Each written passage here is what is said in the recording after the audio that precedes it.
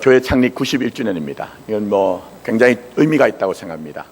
주님이 성령으로 낳으신 것이 바로 교회이기 때문입니다. 그리고 성령으로 우리는 그 몸의 지체로 참여하게 하십니다.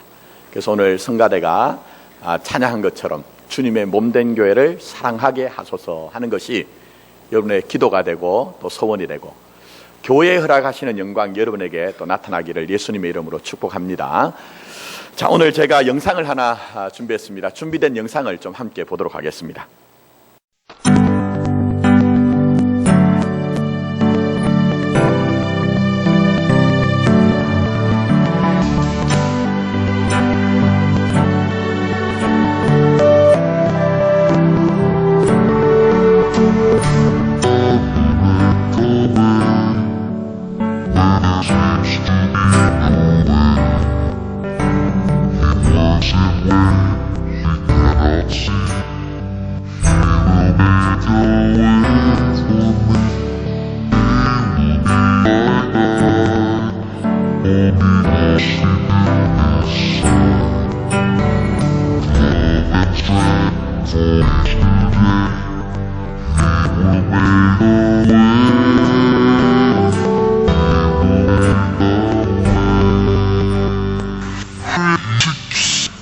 사실을 말하는 소리야. 그 문제를 연결된 걸 갖고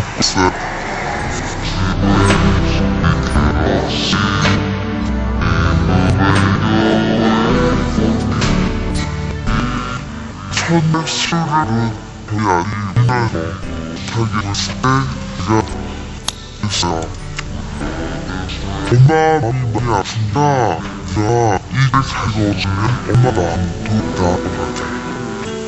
그러니까 지금 그렇게 일을 거기 나왔으니까 세상은 내가 아들랑 내가 그리고 옆에서 못했다 답해달라 시켜다 찡들고 나 27호의 아들과 함께 그 길을 걸었다.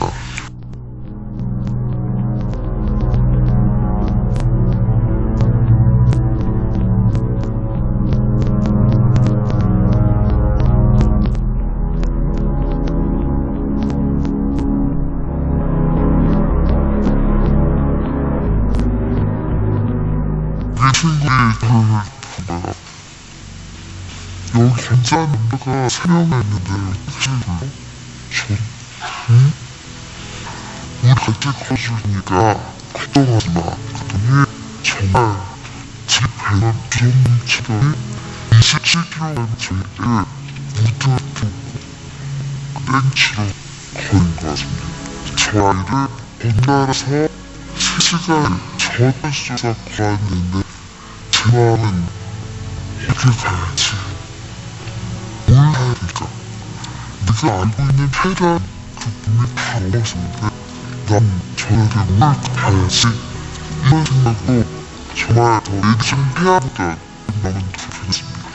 제 전 뒤에 이 세 친구가 아이들 숙소에 내가 죽여줄 때 너 고마워. 말만 다섯 개. 아주 말만. 그때 친구가 저한테 단어 기억납니다. 이제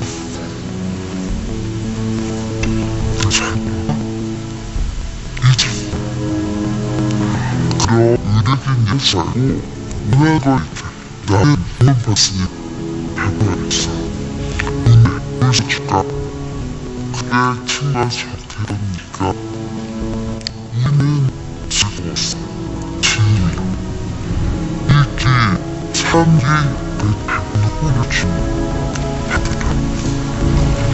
내 아들, 남에게 해야되는 존재라 생각했고 웃긴 마음으로 했는데 나는 나에게 저 사람은 나가 나를 자랑스러워 하겠고 싶은지 나는 27kg 진짜 살았다. 그때 알았습니다. 나를 10kg 부장님이 나에게 10kg을 치료하지 않던 내 아이 다시 내 인생에 있어서 한번 축복받는 겁니다.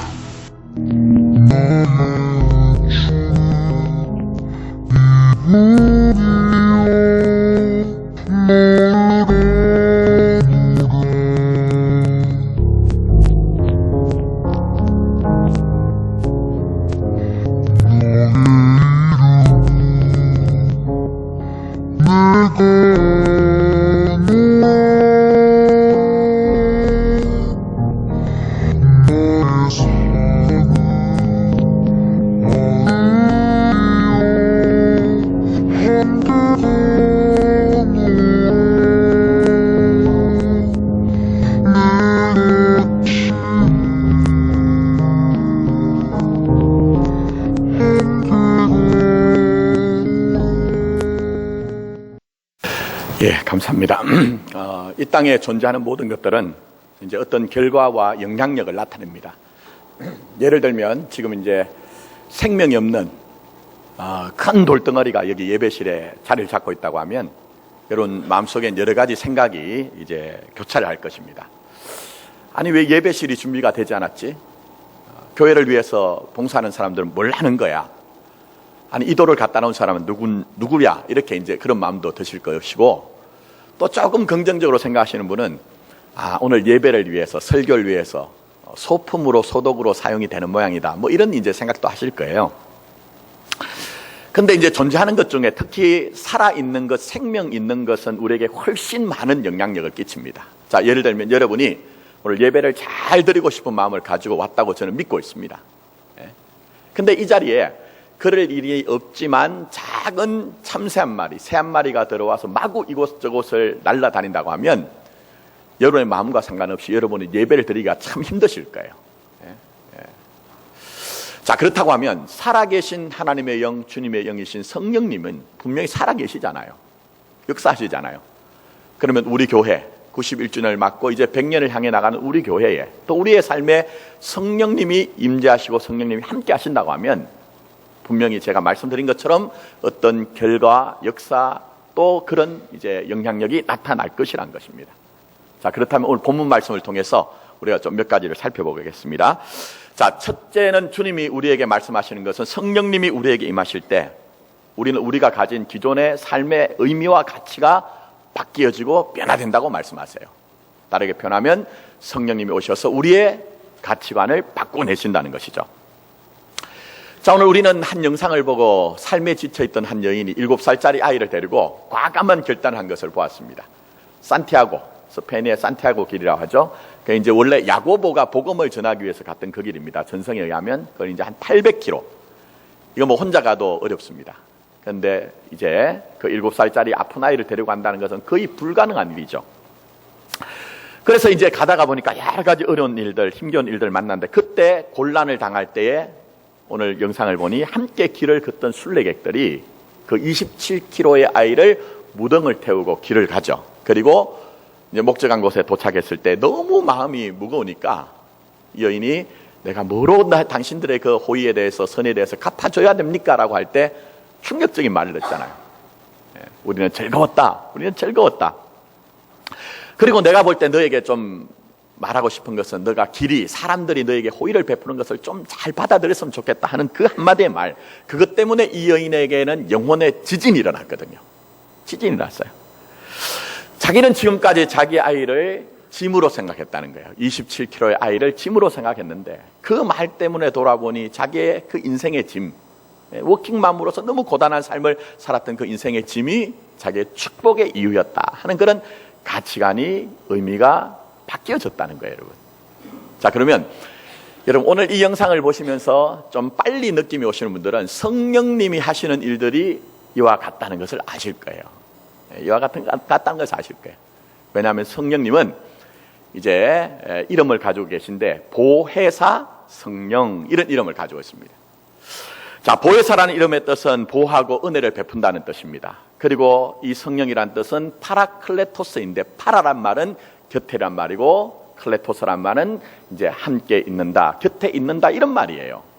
그럼 이 말은 무슨 말입니까? 오늘 이 여인에게 그 험한 길을, 고단한 길을 함께 가면서 그 인생의 짐을 다 짊어지고 그들에게 호의를, 선의를 베풀었던 그 사람들처럼 우리 주의 성령은 여러분의 인생의 길에 함께 하시면서 이 여인이 그 사람들을 만남으로 말미암아 자기의 삶의 의미와 가치가 완전히 바뀌어지는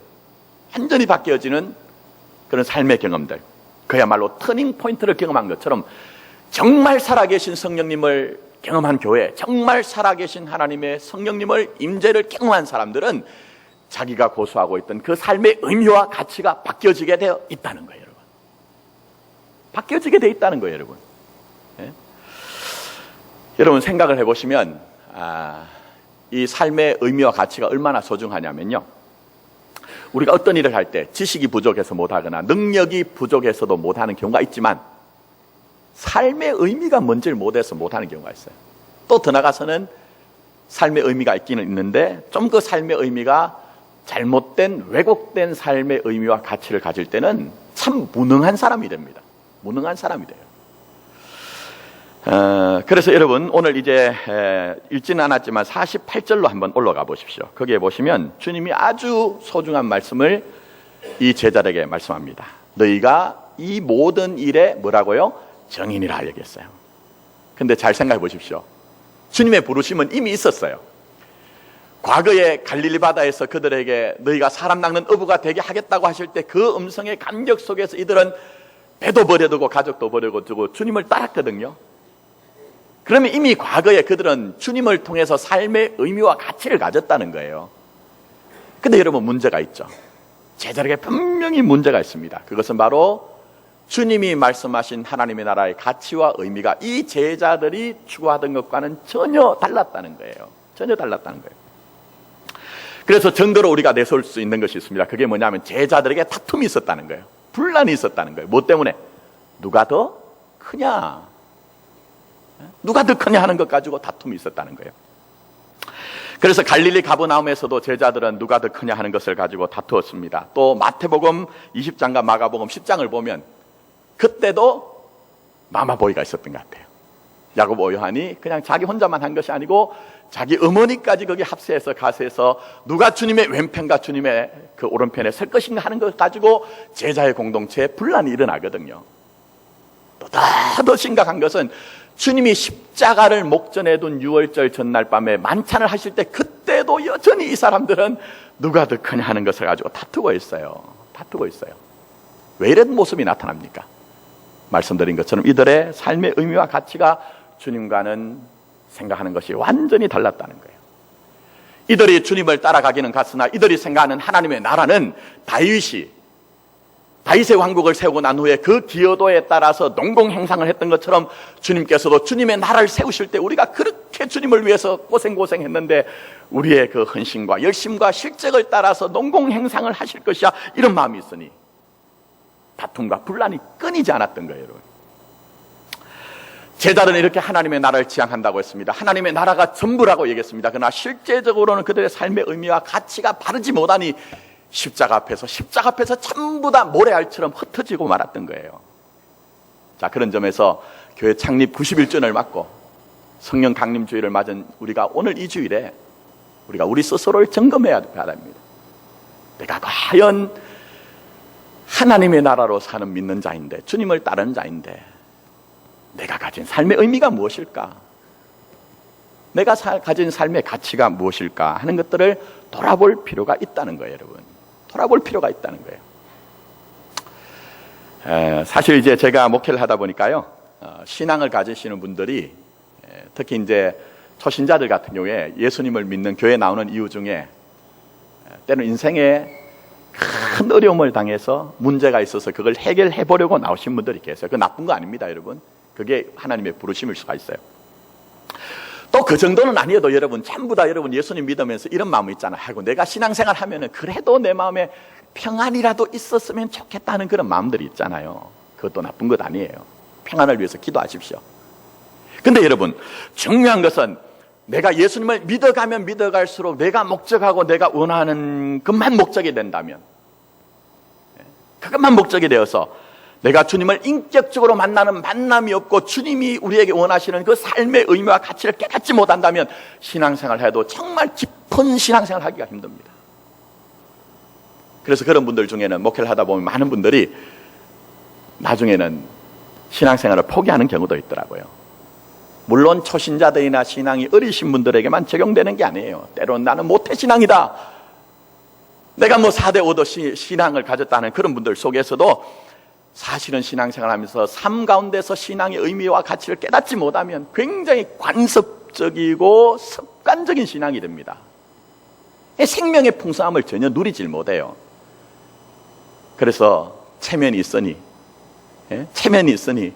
주님을 떠나고 교회는 떠나지 못하지만 마음속에는 공함과 고독함과 방황이 끊이지 않고, 주님이 분명히 말씀하실 때 요한복음 10장 10절에 내가 너희에게 생명을 주되 풍성한 생명을 주신다고 했는데 어디 하나 그 생명으로 사는 것에 대해서 한 톨도 느끼질 못하니까 그렇게 어려운 거예요, 여러분.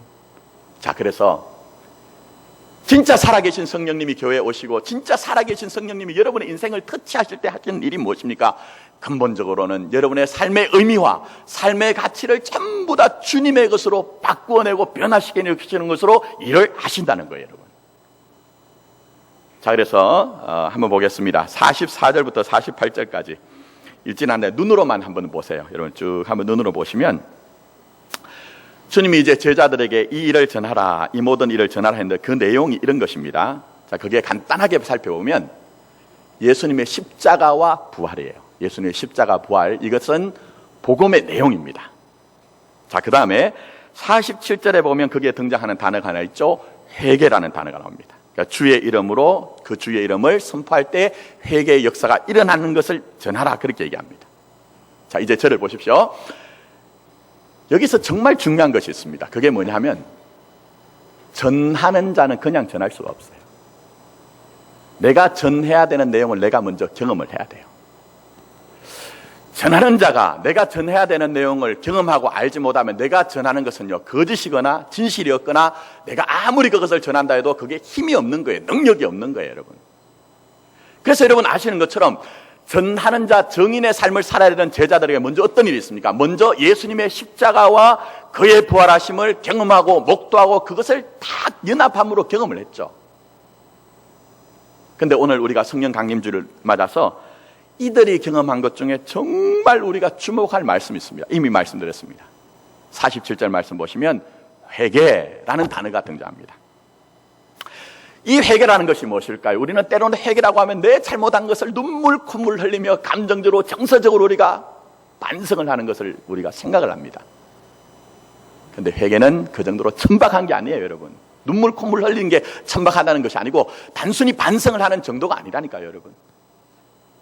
자, 회개라는 것은 메타노이아라는 헬라어 원어를 가지고 있습니다. 그런데 이 말은 두 가지 말이 합성으로 합쳐진 말이에요. 메타라는 말과 노에오라는 말이 합쳐진 말입니다. 메타라는 말은 넘다라는 말이고요, 노에오라는 말은 어떤 뜻이 있느냐? 생각한다, 이해한다, 알다, 이런 뜻이에요. 그럼 빨리 여러분들이 조금 생각을 해보시면 진짜 회개가 무엇일까요? 그 진짜 회개라는 내가 눈물 콧물 흘리고 반성을 하고 다시 내가 고수하던 그 생각과 판단과 가치관을 그대로 고수하는 게 아니라는 거예요. 진짜 회개라는 것은 성령님이 우리의 마음을 터치하실 때에 내가 기존 가지고 있던 그 생각하던 방식, 이해하던 방식, 내가 알던 것들을 전부 다 뛰어넘어서 그야말로 내 삶의 의미와 가치가 혁명적으로 바뀌어진 것을 얘기하는 거예요. 그게 바로 진짜 우리에게 회개이고 그것이 바로 오늘 성령이 임한 사람들의 삶에 나타나는 표징이요 증거라고 우리에게 말씀하고 있습니다. 여러분, 예수님 믿으시면서 얼마나 변해오셨습니까? 내가 그렇게 추구하던 그 가치와 의미가 그게 어떻게 지금 바뀌어지셨나 하는 거예요. 여러분 한번 돌아보시라는 거예요. 그런데 문제는 저도 그렇지만 잘 안 변해요. 정말 안 변해요, 여러분. 사람이란 존재가 자원해서 자발적으로 잘 변하든가 하는 거예요. 제가 볼 때는 안 된다는 것은 아니지만 정말 어렵습니다. 특히 오늘 주님의 모든 일에 증인이 된다는 것은 더 어려워요. 왜냐하면 사람이란 존재는요, 자기 증명을 위해서 삽니다. 여러분 한번 잘 생각해 보세요. 자기 증명을 위해서 사는 거예요. 왜냐하면 인생에서 제일 즐겁고 기쁘고 행복한 일이 뭔지 아세요, 여러분? 내가 증명되어지는 일이에요. 내가 증명되지. 예? 그러니 자기 스스로 자기를 내려놓고 자기 정명의 욕구를 전부 다 부인하면서 주님의 정이 된다는 것은 근본적으로 우리가 힘들거든요, 여러분. 예? 그럼 때론 그렇습니다. 우리가 솔직하게 누가 우리에게 와가지고 대단하세요, 어떻게 대단하십니다 이런 얘기할 때 겉모양으로는 아유 저 원래 그런 사람 아니에요, 정말 부족해요, 허물이 많아요 얘기하지만 속으로는 허무한 마음이 밑에서 올라오잖아요, 여러분. 예? 그게 바로 우리의 실제거든요. 근데 자기의 정명의 그 거짓 자아의 욕구를 전부 다 내놓고 정말 진적으로 주님을 증거한다는 것은요, 우리가 우리의 힘으로 안 된다니까요, 여러분. 그래서 오늘 이 제자들이 사실은 하나님의 나라의 가치를 따른다고 했지만 철저하게 세상적이며 육신적인 그런 사람들이었잖아요. 자기 자신을 증명하기 위한 것이 자기의 삶의 목적이었고, 어떤 점에서는 심지어는 주님조차도 자기를 증명하는 그런 도구였을 뿐이라는 거예요. 그러나 이제는 이들이 주님이 목적이 되었습니다. 이들에게 주님이 전부가 되었습니다. 그들은 자기 자신을 증명하거나 증가하는 것이 아니라 전부 십자가에 죽으시고 부활하신 그 주님을 전함으로 말미암아 회개 역사가 일어나는 것들에 대한 것들이 그들의 삶의 목적이었다는 거예요. 그게 바로 이 모든 일에 너희가 증인이라 하는 것이고, 메타노이아 회개가 임한 사람의 삶의 목적이라는 거예요, 여러분. 사랑하는 성도 여러분, 그러므로 우리에게는 성령님이 임하셔야 됩니다. 성령님이 우리 교회와 여러분의 인생을 만져주시고 터치하셔야 됩니다. 그렇지 않고는 우리가 기존에 생각하던 것, 기존에 고수하던 그 삶의 방식들을 여전히 붙잡고 전전긍긍하면서 내 인생이 증명되느냐 증거되지 않느냐 하는 것으로 안타깝고 때로는 그것 때문에 방황하고 그것 때문에 어려운 마음을 가질 수가 있는 거예요. 아무쪼록 저와 여러분들이 주의 성령이 우리 교회를 덮으시고 우리 교회를 만지시고 여러분의 인생을 만지심으로 말미암아 내가 가진 생각도, 내가 가진 이해도, 내가 가진 모든 아는 것도 전부 다 넘어서 주님의 주신 우리의 삶의 의미와 가치를 회복하는 교회, 회복하는 여러분이 되기를 원하는 것입니다. 그런데 제가 이렇게 말씀드리면 한 가지 좀 기부이지만 걱정스럽게 말씀드린 게 있습니다. 그게 뭐냐면 삶의 의미와 가치가 바뀐다고 해서 전부 목사가 되고 전도사가 되고 선교사가 되고 사역자가 되라는 의미는 아니에요, 여러분. 여러분, 아무리 성령님이 우리에게 임하셔서 여러분의 생각과 가치관이 바뀐다 할지라도 여러분, 당장 내일부터 여러분 어제까지 해오시던 일들은 그대로 해오셔야 된다는 거예요. 직장인들이면 직장인의 일을 그대로 해야 되고, 사업을 하시던 분들이면 사업을 그대로 해야 되고, 가정주부면 여전히 가정을 돌봐야 되는 거예요. 우리의 사회적인 환경이나 조건이 변하는 것은 아무것도 없습니다. 또 성령님이 우리에게 임하신다고 해서 여러분 어느 날 갑자기 벼락부자가 되거나 그렇게 해서 우리의 물질과 소유의 어떤 환경이 변하는 게 아니에요. 여전히 그 일을 하셔야 됩니다. 그러나 중요한 것은 내가 수행해야 되는 일이 어제와 똑같은 일을 한다 할지라도 그 사소한 일, 작은 일의 의미가 달라지는 거예요. 가치가 달라지는 거예요. 그게 바로 오늘 우리에게 성령이 임할 때 되어지는 일인 것입니다. 저는 오늘 여러분들에게 위로부터 임한 그 하늘의 능력, 그 성령님이 여러분의 임함으로 말미암아 자기 정명이라는 자기의 거짓된 자아를 내놓고 주의 것으로 살아가는 여러분이 되기를 원합니다. 하나님의 뜻이 하늘에 이루어진 것처럼 정말 땅인 우리에게 성령님이 임함으로 말미암아 여러분이 하나님의 뜻을 이루어가는 그런 삶이 되어지길 원합니다. 그래서 우리에게는 성령님이 임하셔야 되는 것입니다. 그러므로 여러분, 성령님을 사모하십시오. 사모하는 자에게 성령을 주시거든요. 성령님을 사모하시고 또 성령님을 기대하시며 성령님을 기도하십시오. 그럴 때 분명히 성령님이 여러분의 인생을 터치하심으로 주님 주시는 그 삶의 의미와 가치를 새롭게 하실 것입니다. 자, 더 나가서 두 번째 주님이 말씀하신 것이 있습니다. 성령님이 우리에게 임하시면 변화된 삶을 살 수 있는 능력을 주세요. 변화된 삶을 살 수 있는 그런 능력을 주세요, 여러분. 제가 첫 번째 말씀드렸다시피 의미가 없거나 삶의 가치가 바르지 못하면 내가 살아야 되는 삶을 살지 못한다고 했어요. 근데 또 하나 문제가 있습니다. 내가 아무리 마음을 가지고 있어도 하나님, 나 이렇게 정말 잘 살고 싶어요, 반듯하게 살고 싶어요, 믿음으로 살고 싶어 하는 마음이 있어도 내 능력이 안 되면 못 사는 거예요, 여러분. 내 능력이 부족하면 그렇게 못 사는 거예요, 여러분. 그래서 여러분 아시다시피 여러분 베드로가 어떻습니까? 주님을 부인하고 난 후에 십자가에 죽으시고 부활하신 주님이 그를 포기하지 아니하시고 디베라 바닷가에까지 찾아와서 베드로를 만나 주셨어요. 그때 주님께서는 베드로가 3번을 부인한 것처럼 3번을 물으시죠. 뭐라고 물으십니까? 네가 나를 사랑하느냐 사랑하느냐. 자신감이 없어요. 그래서 3번을 그가 얘기합니다. 주님 앞에서 주여, 주님이 어떻게 해요? 아시지 않습니까? 주님이 아시지 않습니까? 그런데 이 말의 의미는 굉장히 복합적인 그런 의미가 있지만 그 가운데 하나는 이런 것이 있어요. 주님, 제 마음 아시죠? 제가 주님을 사랑하니 그 대제사장의 집에 뜰까지 갔잖아요.